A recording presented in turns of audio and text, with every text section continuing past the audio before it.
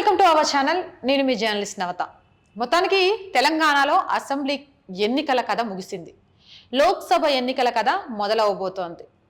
తెలంగాణలో లోక్సభ ఎన్నికలు రసకందాయంగా జరగబోతున్నాయి. హోరాహోరీన పోరు ఉంటుంది.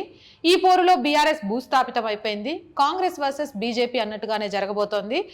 అందులో అయోధ్య రామలల్లా విగ్రహ ప్రతిష్ఠ తర్వాత బీజేపీ అత్యధిక స్థానాలను తెలంగాణలో గెలవబోతుంది.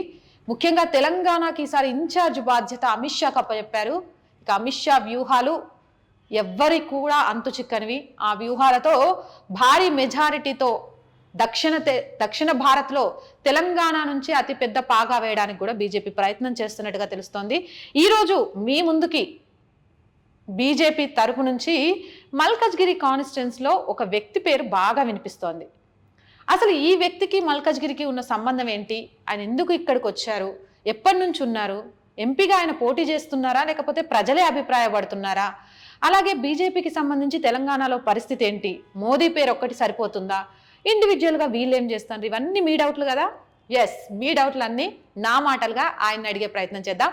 మీ ముందుకి మాజీ ఎంపీ చాడా సురేష్ రెడ్డి గారిని తీసుకొని వచ్చాను, బీజేపీ సీనియర్ నాయకులు. ఆయన అడిగి మరిన్ని విషయాలు తెలుసుకుందాం. నమస్తే సార్. నమస్తే అమ్మా. ఎలా ఉన్నారు సార్? బాగున్నామ్మా. ఆ రామ్లల్లా విగ్రహ ప్రతిష్ఠ తర్వాత బీజేపీ నాయకులంతా మస్తు హుషారుగా ఉన్నట్టున్నారు. అవును, అది ఎట్లా ఉంటుంది కదా. ఎందుకంటే భారతదేశంలో ప్రతి పౌరుని కూడా ఈరోజు అయోధ్య అంటే ఎప్పటి నుంచో కలగన్న అయోధ్య. ఎప్పటి నుంచి అంటే మనం అతను మా తాతలు ముత్తాతలు మేము కూడా వింటా ఉన్నాము. ఈరోజు వస్తుందా, రేపు వస్తుందా, అయోధ్యకి వెళ్ళి రాముని ఎప్పుడు చూద్దామా అనేది కోరిక. ఈరోజు మోదీ గారు చేతుల మీదుగా చూసామని చాలా ఆనందంగా ఉంది. నేనే అని కాదు, నేను ఎక్కడైతే ఆ రోజు చాలా కార్యక్రమాల్లో నేను పాల్గొన్నాను. మల్కాజ్గిరి పార్లమెంట్ ఏరియాలో 7 సెగ్మెంట్స్ ఆ రోజు తిరగడం జరిగింది.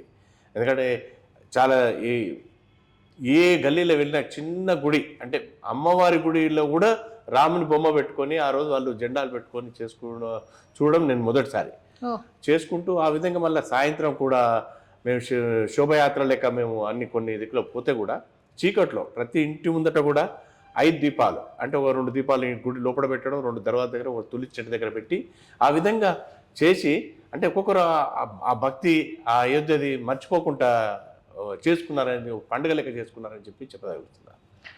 అవును, ఈ మధ్యకాలంలో చూస్తున్నాను సార్, మల్కజ్గిరిలో మీ పోస్టర్లు, మీ పేర్లు, ఫేస్బుక్లో పోస్టులు బాగా కనిపిస్తున్నాయి.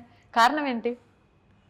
కారణం ఏముంది, ఇప్పుడు పార్లమెంట్ ఎన్నికలు వస్తున్నాయమ్మా. మేము కూడా గతంలో 2 సార్లు పార్లమెంట్ సభ్యునిగా చేశాను. నాకు ఆ అనుభవం ఉంది.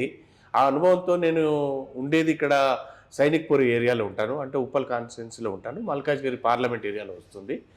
అక్కడ చాలా రోజుల నుంచి మాకు పరిశ్రమలు ఉన్నాయి. నెక్స్ట్ ఆడ మాకు కాంప్లెక్సెస్ ఉన్నాయి, మా సొంత ఇల్లు ఉన్నాయి. ఆడ ఉండడం చేయడం నాకు జరుగుతున్నది. ఆ ఆలోచన వచ్చి నేను పార్లమెంట్ సభ్యునిగా ఉన్నాను కాబట్టి నాకు కొన్ని బాధ్యతలు కూడా భారతీయ జనతా పార్టీ ఇచ్చింది. ఆ బాధ్యతల ప్రకారం ప్రతి దగ్గర తిరగడం జరుగుతున్నది. దాదాపు 5 సంవత్సరాల నుంచి చాలా కార్యక్రమాలు స్టేట్ లెవెల్లో నాకు అన్ని ఇచ్చారు. ఇచ్చిన ప్రోగ్రాంలన్నీ కూడా చాలా వరకు సక్సెస్ చేయగలిగాను. ముఖ్యంగా అసెంబ్లీ ఎన్నికలు 5 వచ్చాయి, బై ఎలక్షన్స్. 5 కూడా నేను పార్టిసిపేట్ అయ్యాను. రాగారు సార్ నేను ఇండివిజువల్గా టోటల్గా నేనే చూశాను ఎలక్షన్. మిగతా దగ్గర కూడా ఇప్పుడు దుబ్బాక అట్లాంటి కాడ, హుజరాబాద్ ఇలాంటివన్నీ కూడా మేము చేసి గెలిపించడం జరిగిందని చెప్పేసి కూడా నాకు ఆడ ఆనందంగా ఉంది. ఆ తర్వాత కూడా మాకు మున్సిపల్ ఎన్నికలు వచ్చాయి, దాంట్లో పాల్గొన్నాను. తర్వాత నెక్స్ట్ కార్పొరేషన్ ఎన్నికలు వచ్చినప్పుడు కుత్బుల్లాపూర్ అని చెప్పేసి 8 డివిజన్లు ఉండే, అది కూడా నాకు బాధ్యత ఇచ్చారు. అక్కడ కూడా నేను చాలా వర్క్ చేశాను. ఆ విధంగా పార్టీ ఏ బాధ్యత ఇచ్చినా కానీ చిన్నది పెద్దది అనకుండా చేయాలని చెప్పేసి ఈ సందర్భంగా తెలియజేస్తున్నాను. ముఖ్యంగా ఏంటంటే హుజరాబాద్ ఎన్నికలు చాలా సీరియస్గా ఉండే ఒకప్పుడు. అది ఎందుకంటే 5 నెలలు పట్టింది, అది రిజైన్ చేసినాక ఎన్నికలు 5 నెలలు అయింది కాబట్టి అది ఎట్లా గెలిపించాలి అని చెప్పేసి ఒకటి బాధ ఉండే. ఎందుకంటే అది ఒక ప్రెస్టీజియస్గా టీఆర్ఎస్ మీద తీసుకోవడం జరిగింది. దాని మీద బాధ్యత నాకు అప్పుడు పార్టీ ఇచ్చింది. ఆ పార్టీ ప్రకారం నేను 4 నెలలు హుజరాబాద్ కాన్స్టిట్యున్సీలో ఇల్లు తీసుకొని అక్కడ బాగా అందరినీ కూడా ఒకటి చేసి ఓటర్లు వేయడానికి సిద్ధంగా ఉన్నారు. కానీ అక్కడ ప్రభుత్వం వాళ్ళ మీద ప్రెషర్ తీసుకొచ్చి వాళ్ళ ట్రాక్టర్లలో సీజ్ చేయడము, మోటార్ సైకిల్లో సీజ్ చేయడం, ఈ విధంగా చేస్తే కూడా కార్యకర్తలు ఓట్లు వేయడానికి సిద్ధంగా ఉండే బీజేపీ పార్టీకి.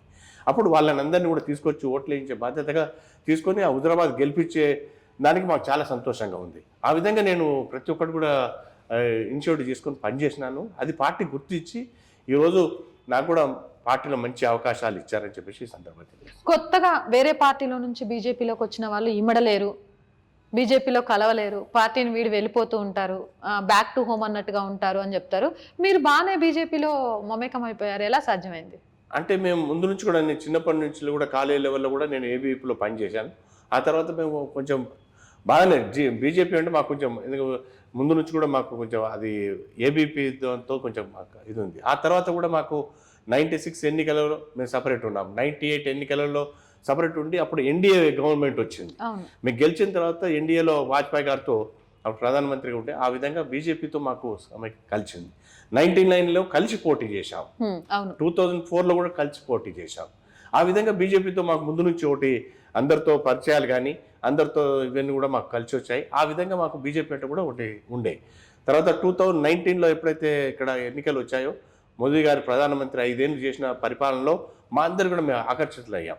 అయ్యే తప్పకుండా మేము మళ్ళీ మోదీ గారిని మళ్ళీ ప్రధానమంత్రి చేస్తే మన భారతదేశానికి అదేవిధంగా మన ప్రపంచంలో కూడా మనకు అన్ని రకాలుగా భారతదేశం గుర్తింపు వస్తుందన్న ఉద్దేశంతో ఆ రోజు బీజేపీ పార్టీలో కిషన్ రెడ్డి గారి నాయకత్వంలో లక్ష్మణ్ గారి అధ్యక్షతన పార్టీలో చేరి కిషన్ రెడ్డి గారిని ఇంకా 3 పార్లమెంట్లు గెలిపించడానికి మా వంతు సహకరించామని చెప్పేసి సందర్భంగా తెలియజేస్తాం. అంటే మల్కజ్గిరి నుంచి ఎంపీగా బరిలో ఉండబోతున్నారు అంటారు. అవును, అదేనండి. అంటే నా ప్లేస్ అది కాబట్టి నేను తప్పకుండా ఆడ బరిలో ఉంటాను. ఎందుకంటే నాకు అవకాశం ఉంది ఆడ, ఎందుకంటే నేను 2 సార్లు పార్లమెంట్ సభ్యునిగా చేసిన నాకు అనుభవం కానీ అదేవిధంగా ఆడ ఉన్న స్నేహితులు కానీ రిలేషన్ కానీ ఆ విధంగా అందరితో నేను బాగా పార్టీ వాళ్ళతో కూడా బాగా కలిసి మోదీ గారి ఎలా అభిమానం ఉంది వీళ్ళందరిది కూడా చూసుకొని నేను ఈరోజు అక్కడ బరిలో ఉండాలని చెప్పేసి నేను ప్రయత్నం చేస్తున్నా. దాదాపు ప్రయత్నం నాకు సాధ్యమైందని చెప్పేసి పార్టీ కూడా నాకు అవకాశం ఇస్తుందని చెప్పేసి నేను ఆశిస్తున్నాను. కానీ ఈ మధ్యకాలంలో మల్కజ్గిరి మీద చాలా మంది కాన్సన్ట్రేట్ చేసి చాలా మంది ఇంటర్వ్యూలో నేనే అని చెప్పుకుంటూ ఉన్నదాన్ని కూడా చూస్తున్నా. మరి ఆ పోటీ పార్టీలోనే పోటీ అంటే అది ఎలా ఉంటుంది? అంటే పార్టీలో పోటీ ఉంటేనే దానికి ఓ ఆనందం ఉంటుందండి. ఎందుకంటే మొన్న కూడా మన అసెంబ్లీ ఎన్నికల్లో చూసాం, 119 అసెంబ్లీకి మేము ఊరికి అప్లికేషన్స్ అడిగితే 6,000 చిల్లర అప్లికేషన్స్ వచ్చాయి. వచ్చినా కానీ 119 మందికే ఇవ్వగలిగినాం. ఎందుకంటే దాన్ని సెలెక్ట్ చేస్తారు వాళ్ళు, ఎవరైతే అనుభవం ఉంటుంది, ఎవరికైతే చేయగలుగుతారు, ఎవరైతే ఈ సెట్ అవుతారనే దాని మీద చూసి వాళ్ళు టికెట్లు ఇస్తారు. ఇప్పుడు కూడా దీనిలో చాలామంది ఆశిస్తున్నారు లేదనేది. కానీ నా అనుభవం, నా వ్యక్తిత్వం, నా పార్టీలో ఉన్న నా సీనియారిటీ కానీ ఇవన్నీ కూడా వాళ్ళు గుర్తించి నేను చేసిన కార్యక్రమాలు కూడా వాళ్ళు గుర్తించి నాకు అవకాశం ఇస్తారు అని నేను ఆశిస్తున్నాను. రైట్. తెలంగాణ ప్రజలకున్న అతిపెద్ద ప్రశ్న ఏంటంటే బీఆర్ఎస్ బీజేపీ ఒకటా, కాంగ్రెస్ బీజేపీ ఒకటా? ఎప్పుడు కానీ బీజేపీ ఎప్పుడు ఒకటే. ఈ రోజు వరకు కూడా చూస్తున్నా నేను బీజేపీ మేము కూడా ఎప్పుడు కలిసి మేము కలిసి పని చేసినాం కానీ ఎప్పుడు బీజేపీ ఒకటే. బీజేపీ ఎవరితో కలవదు, అది ఎప్పుడు కూడా అవసరం ఉంటే దాన్నే యూజ్ చేసుకుంటారు. మొన్న కూడా ఏంటంటే కాంగ్రెస్ వాళ్ళు ఇక్కడ ప్రభుత్వం వచ్చింది అంటే మమ్మల్ని బ్లేమ్ చేశారు. ఏమని? బీఆర్ఎస్ బీజేపీ ఒకటి అని ప్రజల్లోకి తీసుకోపోగలిగినారు వాళ్ళు. కానీ మేము ఎప్పుడు కూడా ఒకటి కాదు. అదేవిధంగా ఈరోజు మళ్ళీ మేము చూస్తే మొన్నెక్కడో కేటీఆర్ గారు కూడా మాట్లాడుతున్నారు, అరే ఈరోజు బీజేపీ కాంగ్రెస్ ఒకటి, అందుకని వీళ్ళంతా ఏదో కార్యక్రమాలు చేపడుతున్నారని చెప్పేసి చెప్పడం జరుగుతుంది. అంటే వీళ్ళైనా వాళ్ళైనా మమ్మల్నే యూజ్ చేసుకుంటారు. కానీ మేము ఎప్పుడు కూడా మేము సింగలే, మా మోడీ గారు సింగలే, మేము వారెంబడి కూడా అందరితో ఆ విధంగా ఉండి పార్టీని ముందు తీసుకెళ్ళడానికే సిద్ధంగా ఉన్నాం. మేము లోక్సభ ఎన్నికలకు 2 నెలల ముందు కావాలి, 2-3 నెలల ముందు కావాలని రామ్లల్లా విగ్రహ ప్రతిష్టకు సంబంధించి పెట్టుకున్నారు. దాంతో మోదీ పేరుతో రాముడోడి పేరుతోటి ఓట్లు వేయించుకొని స్వలాభం పొందాలి అని చూస్తున్నారు బీజేపీ వాళ్ళు అని ఈ రోజుకి కూడా తెలంగాణలో చాలా మంది నాయకులు మాట్లాడుతున్నారు. వాళ్ళకేం చెప్తారు? ఇది ఈ అయోధ్య అనేది ఈ రోజు మేము చేసింది కాదు, మోడీ గారు చేసింది కాదు, అది ముందు నుంచి ఉంది. ఎవరు చేస్తూ ఉంటే ఎన్నిసార్లు దీనికి ఎన్ని అడ్డాలు వచ్చినాయో మనం కూడా చూస్తున్నాం. నేను కూడా చిన్నప్పటి చూస్తున్నా, అయోధ్య ఎప్పుడు వస్తే బాగుండు, అయోధ్య రాముని ఎప్పుడు వస్తే చూస్తే బాగుండు అనేది ఆలోచన ఉండే. 99లో కూడా ప్రధానమంత్రి వాజ్పేయి గారు కూడా తప్పకుండా ఈ రామ మందిరం ప్రారంభించాలని చెప్పేసి అనేక కార్యక్రమాలు కూడా చేపట్టాడు. అప్పుడు నాకు బాగా గుర్తు, రాజస్థాన్లో వాటి పిల్లర్లు తయారు చేస్తున్నారు, వాటి స్లాబులు తయారు చేస్తున్నారు అని చెప్పేసి మాకు కూడా ఏదో కొన్ని వీడియోలు అప్పుడు చూపించడం కూడా జరిగింది. కానీ ఎవరికి సాధ్యం కాలే. కానీ ఈరోజు మోడీ గారు ఒక ఉద్దేశం పెట్టుకొని ఇది ఎట్టి పరిస్థితుల్లో అయోధ్యలో రాముని మందిరం నిర్మించాలని ఆయన ఒక కోరికతోని పట్టుదలతో చేయగలిగాడు. ఆయన కానీ యోగి గారు కానీ చేసినది సాధించారు, అంతే తప్పించి ఎన్నికల గురించే చేశారనేది మాత్రం కాదు. అది ఎప్పటిలో చేస్తున్న ప్రక్రియ అంతే. కానీ ఈయన చేతుల మీదకి అయ్యిందని చెప్పేసి ఇలా ప్రజలు కూడా సంతోషంగా ఉన్నారు. మాలాంటి అందరం కూడా మేము కూడా చాలా సంతోషంగా లేడున్నాం. లోక్సభ ఎన్నికలకు సంబంధించి ఈసారి ఇన్ఛార్జ్ బాధ్యత అమిత్ షాకి అప్పచెప్పారు అని తెలుస్తోంది. అమిత్ షాకి తెలంగాణ మీద స్పెషల్ ఫోకస్ చేసి అప్పచెప్పడం వెనుక ఉన్న ఆంతర్యం ఏంటి? అంటే తెలంగాణ ఒక ముఖ్యమండి. ఎంత భారతదేశంలో చూసినప్పుడు తెలంగాణ ఎంత చూసినా అదొక చెప్పుకోదగ్గ ఉద్యమగడ్డ. అందరు కూడా తెలంగాణలో ఎప్పుడైతే ఇక్కడ గెలుస్తామో ఆడ మనకు ప్రభుత్వం ఇది ఉంటుందని చెప్పేసి ఒక మాకు మూఢనమ్మకం అన్నట్టు. ఆ విధంగా అమిత్ షా గారికి మేము కూడా 2-3 సార్లు చెప్పాము, ఈడ మీరు ఇన్ఛార్జ్ తీసుకొని ఇక్కడ 10 నుంచి 12 పార్లమెంట్ సభ్యులను గెలిపి మీ బాధ్యత తీసుకోవాలి సార్ అని మేము ఎంక్వైరీ రిక్వెస్ట్ చేస్తేనే వారు ఈరోజు మా మీద కూడా బాధ్యత తీసుకొని ఇక్కడ తెలంగాణలో తప్పకుండా ఆయన చేతుల మీదుగా 10 నుంచి 12 ఎంపీలు గెలిచే విధంగా మేమందరం కూడా సహకరిస్తామని చెప్పేసి ఓకే, 12 సీట్లు వస్తాయంటారు.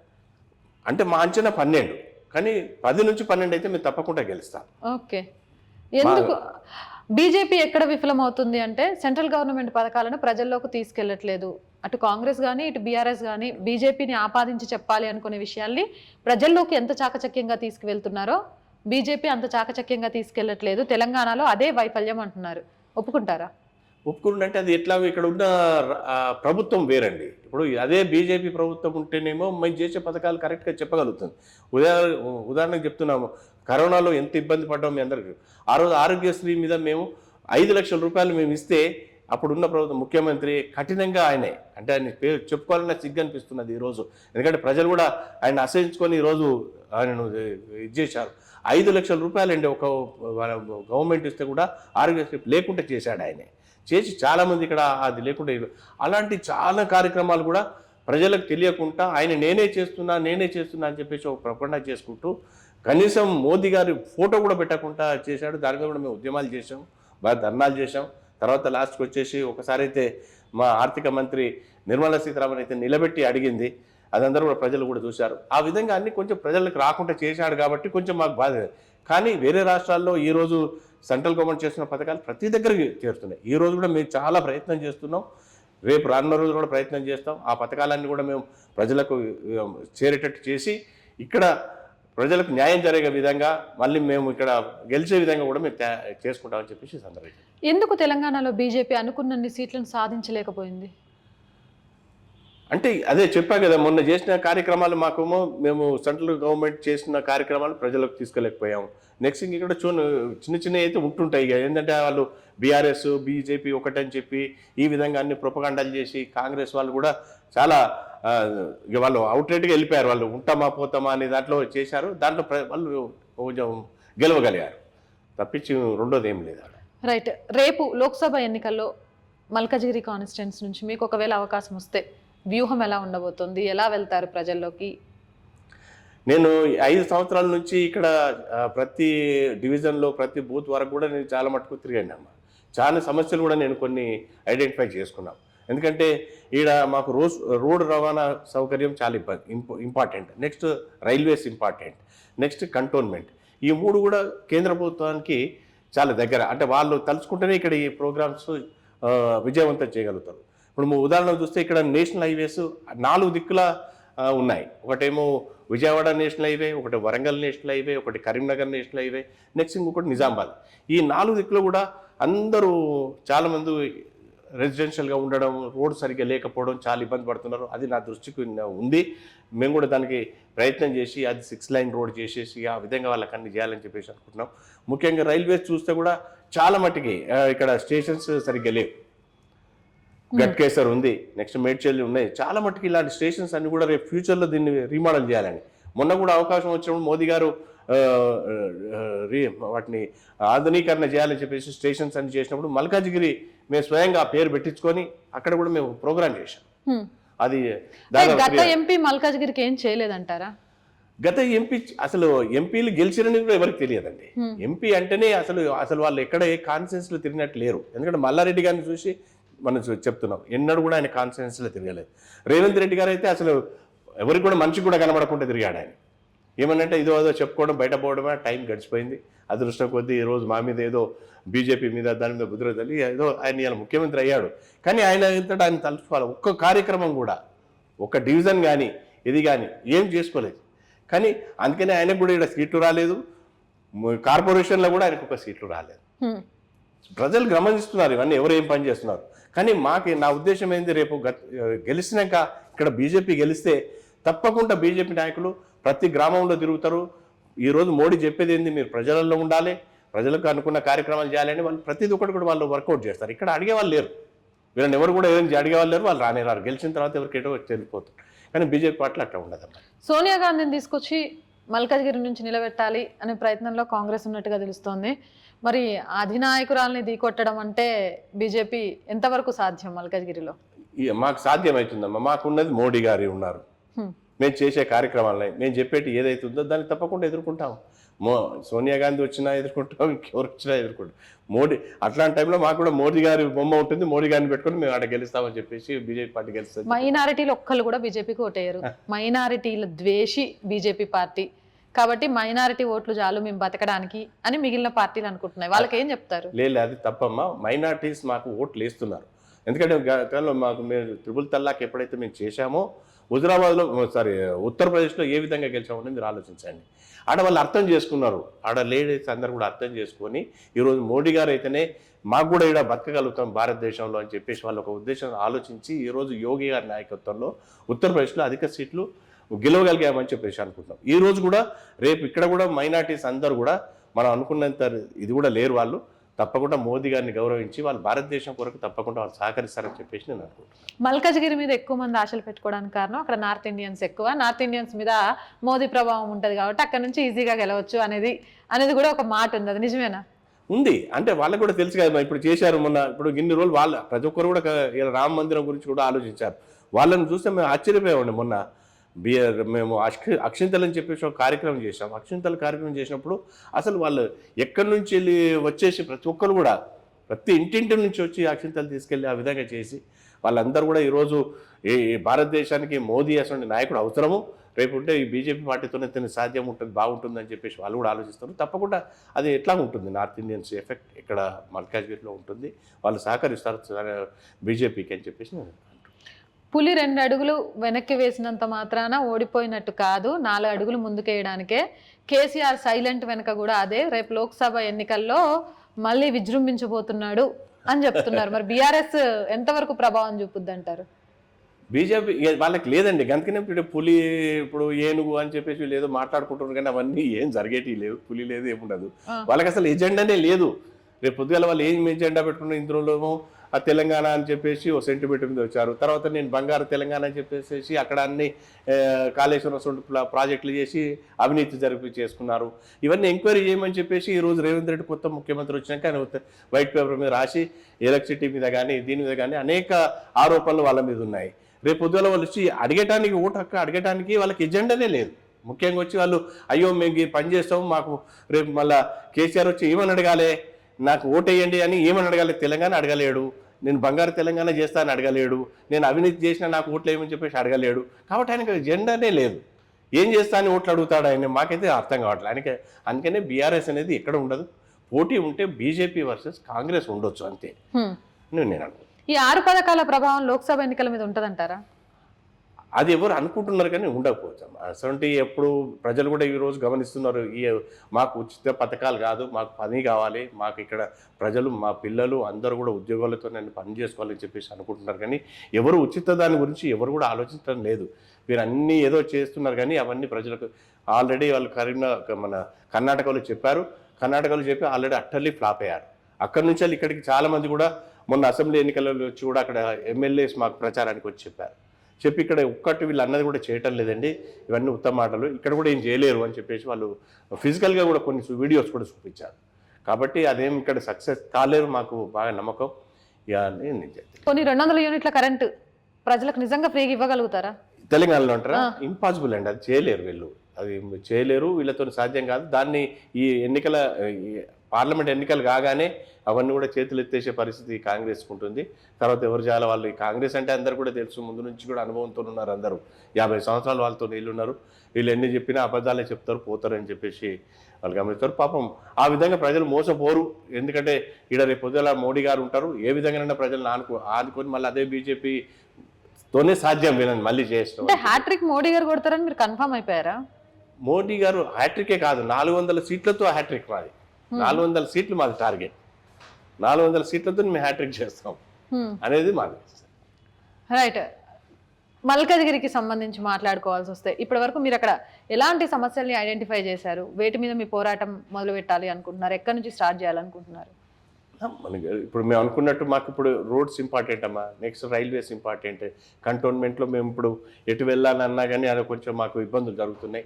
దాన్ని కూడా కొంచెం ఫ్యూచర్ ప్లాన్స్ వేసేసి అక్కడ టర్నల్స్ చేస్తే బాగుంటుందా, ఒక 4 ఫ్లైఓవర్స్ కట్టిస్తే బాగుంటుందా. ఎందుకంటే లింక్ అనేది చాలా ఇబ్బంది జరుగుతున్నది అక్కడ, ట్రాన్స్పోర్ట్ కానీ ఇవి కానీ అలాంటివన్నీ మేము ఐడెంటిఫై చేసాం. ఇంకొకటి మెయిన్ థింగ్ ఏంటంటే ఇప్పుడు జవహర్ నగర్ అట్లాంటి ఏరియాలలో మేము తిరిగితే దీన్ని ఈ చెత్త గురించి చేసే ప్లేసెస్ చాలా వర్స్ట్గా ఉన్నాయి. దాని మీద కూడా మేము ఈ మధ్యలో ట్రిబ్యునల్కి వెళ్ళేసి ఒకటి ఆర్డర్ కూడా తీసుకొచ్చిన సాధ్యమైంది బీజేపీ పార్టీతోనే. అనేక ధర్నాలు చేసాం మేము అక్కడ కూడా మేము డస్ట్ దాన్ని ఏమంటారు మనము డంపింగ్ యార్డ్స్ దాని కొరకు చాలా ఇవి చేసి ఈరోజు వాటిని ఏ విధంగా చేయాలనే దానితో కూడా మేము ప్లానింగ్లో ఉన్నాం. రేపు ప్రజలకు ఇబ్బంది కాకుండా అక్కడ లోకల్ వాళ్ళకి అట్లాంటివి కూడా మేము ఐడెంటిఫై చేశాం. అత్యంత భూ కబ్జాలు చేసే నాయకులు మల్కజ్గిరిలోనే ఉంటారట, మరి వాళ్ళ మీద యుద్ధం ఎలా ఉంటుంది? డెఫినెట్గా ఉంటుందమ్మా. తప్పు చేసిన వాళ్ళు ఎక్కడ కూడా వాళ్ళు ఎవరు కూడా వదిలిపెట్టేది ఉండదు. ఎవరు కూడా ఇలా కూడా రేవంత్ రెడ్డి గారు కూడా చాలా ముఖ్యమంత్రిగా వచ్చిన కాడి నుంచి అదే పని మీద ఉన్నాడు వాళ్ళ మీద చేయడానికి. వాళ్ళు చేసిన అవినీతి ఎక్కడ పోదు తప్పకుండా వాళ్ళందరూ. అదేవిధంగా కాంగ్రెస్ వాళ్ళు చేసేటి కూడా రేపు పొద్దున మేము వాళ్ళని కూడా ఏ విధంగా చేయాలని చూస్తాం. ఎందుకంటే ఈరోజు అవినీతి జరిగేది ఓన్లీ బీఆర్ఎస్ కాంగ్రెస్ వాళ్ళదే ఉంటుంది. బీజేపీ వాళ్ళ పేరు మీద మీరు ఎక్కడ చూసినా ఒక్కరిని కూడా మనం ఏలు పెట్టి చూసే పరిస్థితి ఉండదు. ఎందుకంటే బీజేపీలో మనం చూస్తున్నాం, మీరు ఎవరిని చూసినా ఈరోజు మోడీ గారిని చూస్తే మనం ఏలెట్టి చూపించలేం. అమిత్ షాని ఇది ఉంది మీ మీద కరప్షన్ కేసు ఉన్నదంటే ఆయన మీద చూపించలేం. స్టేట్లో మీరు ఎవరి పేరు చెప్పినా కిషన్ రెడ్డి గారా మీ అందరికి తెలుసు, బండి సంజయ్ గారా మీకు అందరికి తెలుసు, అరవింద్ అన్న ఎవరన్నా కానీ ఇక్కడ మీకు బీజేపీ పార్టీలో ఒక అవినీతి పరుడు అనేది చూపించే విధంగా లేదు. కాబట్టి మనం దీన్ని అన్నిటిని కూడా గుర్తుపెట్టుకుని వాళ్ళ కాంగ్రెస్ కానీ బీఆర్ఎస్ మీద తప్పకుండా ఇవన్నీ బయటకు వస్తాయి. తప్పకుండా దీనికి చట్టం దాని పని దాన్ని చేసుకుంటూ వాళ్ళందరినీ కూడా శిక్షించే విధంగా మేము ప్రయత్నం చేస్తామని చెప్పి తెలియదు. ఫైనల్గా ఈ కార్యక్రమం చూస్తున్న ప్రజలకు మీరేం చెప్పాలనుకుంటున్నారు? తప్పకుండా రానున్న రోజుల్లో మనం మోడీ గారిని ఏ విధంగా భారతదేశాన్ని ప్రపంచంలో ఒక 4వ ప్లేస్కి తీసుకెళ్ళిన వారిని మనం వారికి సహకరించి మనకు అయోధ్యలో రాముణ్ణి కూడా మనకి ఈరోజు బాలరాముని చూపించిన దాని మీద వారిని గౌరవించి రేపు రానున్న రోజుల్లో ఇంకా ముందు మన పిల్లలను కానీ మన భవిష్యత్తుని కానీ ఇంకా బాగు చేస్తాడంటే ఈరోజు మోడీ గారే. కాబట్టి వారికి మనం సహకరించి బీజేపీ పార్టీని ఇక్కడ తెలంగాణ నుంచి అధిక సీట్లు గెలిపించి వారికి మనం కానుక లెక్క ఇవ్వాలని చెప్పేసి నా కోరిక. థ్యాంక్ యూ సార్, అడగగానే టైం ఇచ్చి చాలా విషయాలు తెలియజేశారు. మొత్తానికి ఏదేమైనా కానీ దక్షిణ భారత్లో పాగా వేయాలి అని అంటే తెలంగాణ నుంచే కొట్టాలి. అదే తెలంగాణ నుంచి బీజేపీ నాయకులు మోదీకి ఇచ్చే అతిపెద్ద గిఫ్ట్. హ్యాట్రిక్ కొట్టడం పక్కన పెట్టండి, 400 పైచిలుకు సీట్లతోటి గెలిపే లక్ష్యంగా వెళ్తున్నాం. ఇప్పుడు గెలుస్తామా అన్నది ఇక్కడ క్వశ్చన్ కాదు, ఎంత అత్యధిక సీట్లతో గెలుస్తాము అన్నది మాత్రమే మా లక్ష్యం. అవినీతి మచ్చ అంటించుకున్న పార్టీలు బీజేపీ గురించి మాట్లాడడానికి ఎలాంటి అర్హత లేదు. బీజేపీ అధికారంలో ఉన్నంత వరకు కూడా అవినీతికి అవకాశం లేదు. మల్కజ్గిరి కూడా ఖచ్చితంగా బీజేపీ అడ్డాగా మారబోతుంది. అక్కడ అవినీతితో పాటు అక్కడ జరుగుతున్న సంక్షేమం ముసుగులో జరుగుతున్న అనేక విషయాల్ని వెలుగులోకి తీసుకువచ్చి నిజమైన సంక్షేమం అంటే ఏంటి అనేది చూపించడానికి సిద్ధంగా ఉంది. కాబట్టి ఈసారి లోక్సభ ఎన్నికల్లో బీజేపీకి అవకాశం ఇవ్వండి. దాదాపు 10 నుంచి 12 పైచిలుకు సీట్లే తెలంగాణలో బీజేపీ గెలవాలి అనే ఒక ఆంక్షతో అడుగులు ముందుకేస్తున్నాం. ఏ ఆంక్ష ఉన్నా ఫైనల్ డెసిషన్ మేకర్స్ ఓటర్లే. మీ ఓటు అమ్ముకోకుండా నమ్ముకుంటే, నిజమైన నాయకుడిని ఎన్నుకుంటే ఆ తర్వాత మల్కజ్గిరిలో ఎవరు గెలుస్తారో ఆ గెలిచిన నేతతో కూడా మళ్ళీ ఇలానే కూర్చొని ఇలాంటి మీ ప్రశ్నలను వాళ్ళ దగ్గర నుంచి జవాబులు చెప్పించే ప్రయత్నం చేస్తాను. ఇలాంటి మోర్ వీడియోస్ కోసం మన ఛానల్ని చూస్తూనే ఉండండి. అండ్ కింద డిస్క్రిప్షన్లో నా నెంబర్ వస్తుంది. ఇలాంటి ఇంటర్వ్యూస్ ఎవరైనా కావాలనుకుంటే ఆ నెంబర్కి కాంటాక్ట్ అవ్వచ్చు. Stay with us.